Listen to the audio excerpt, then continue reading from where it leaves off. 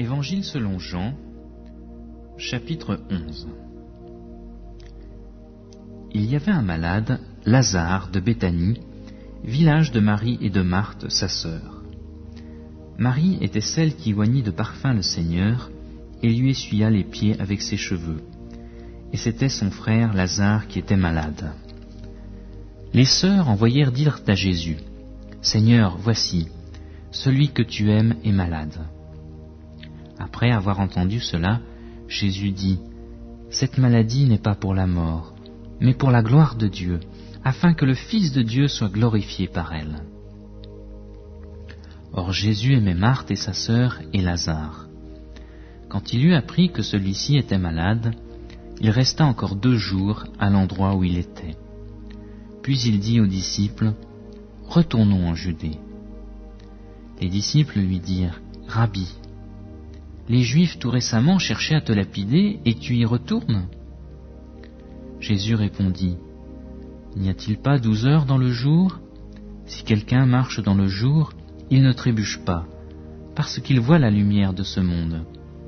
Mais si quelqu'un marche pendant la nuit, il trébuche parce que la lumière n'est pas en lui. » Après ces paroles, il leur dit, « Lazare, notre ami, s'est endormi, mais je pars pour le réveiller. » Les disciples lui dirent, « Seigneur, s'il s'est endormi, il sera sauvé. » Jésus avait parlé de sa mort, mais eux pensaient qu'il parlait de l'assoupissement du sommeil. Alors Jésus leur dit ouvertement, « Lazare est mort, et pour vous, je me réjouis de n'avoir pas été là, afin que vous croyiez. Nous allons vers lui. » Sur ce, Thomas, appelé Didyme, dit aux autres disciples, « Allons nous aussi, afin de mourir avec lui. » À son arrivée, Jésus trouva que Lazare était déjà depuis 4 jours dans le tombeau. Or Béthanie était près de Jérusalem, à 15 stades environ. Beaucoup de Juifs étaient venus vers Marthe et Marie pour les consoler au sujet de leur frère. Lorsque Marthe apprit que Jésus arrivait, elle alla à sa rencontre, tandis que Marie restait assise à la maison. Marthe dit à Jésus, « Seigneur, si tu avais été ici, mon frère ne serait pas mort. Mais maintenant même, je sais que tout ce que tu demanderas à Dieu, Dieu te le donnera. » Jésus lui dit, « Ton frère ressuscitera. » « Je sais, lui répondit Marthe, qu'il ressuscitera à la résurrection, au dernier jour. » Jésus lui dit, « Moi, je suis la résurrection et la vie. Celui qui croit en moi vivra, quand même il serait mort. Et quiconque vit et croit en moi ne mourra jamais. Crois-tu cela ?» Elle lui dit, « Oui, Seigneur, je crois que tu es le Christ, le Fils de Dieu, celui qui vient dans le monde. » Après avoir dit cela, elle s'en alla. Puis elle appela Marie, sa sœur, et lui dit secrètement, « Le Maître est ici, et il t'appelle. » Dès que Marie eut entendu, elle se leva promptement et se rendit vers lui. Car Jésus n'était pas encore entré dans le village, mais il était à l'endroit où Marthe l'avait rencontré. Les Juifs qui étaient dans la maison avec Marie et qui la consolaient, la virent se lever promptement et sortir. Ils la suivirent, pensant qu'elle allait au tombeau pour y pleurer. Lorsque Marie fut arrivée là où était Jésus et qu'elle le vit, elle tomba à ses pieds et lui dit, « Seigneur, si tu avais été ici, mon frère ne serait pas mort. » Quand Jésus vit qu'elle pleurait et que les Juifs venus avec elle pleuraient aussi, il frémit en son esprit et fut troublé. Il dit, « Où l'avez-vous mis ? » « Seigneur, lui répondirent-ils, viens et vois. » Jésus pleura. Les Juifs dirent donc, voyez comme il l'aimait. Et quelques-uns d'entre eux dirent, lui qui a ouvert les yeux de l'aveugle, ne pouvait-il pas aussi faire que cet homme ne meure pas ?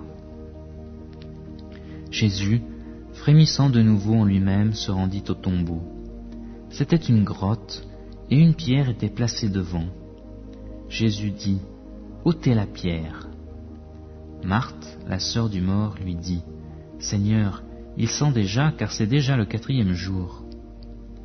Jésus lui dit, « Ne t'ai-je pas dit que si tu crois, tu verras la gloire de Dieu ?»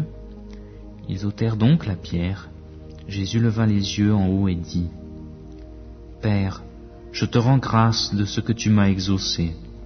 Pour moi, je savais que tu m'exauces toujours, mais j'ai parlé à cause de la foule, de ceux qui se tiennent ici, afin qu'ils croient que c'est toi qui m'as envoyé. » Après avoir dit cela, il cria d'une voix forte, « Lazare, sors !» Et le mort sortit, les pieds et les mains liés de bandelettes, et le visage enveloppé d'un linge. Jésus leur dit, « Déliez-le et laissez-le aller. » Plusieurs des Juifs venus chez Marie, qui avaient vu ce qu'il avait fait, crurent en lui. Mais quelques-uns d'entre eux allèrent trouver les pharisiens et leur dirent ce qu'avait fait Jésus.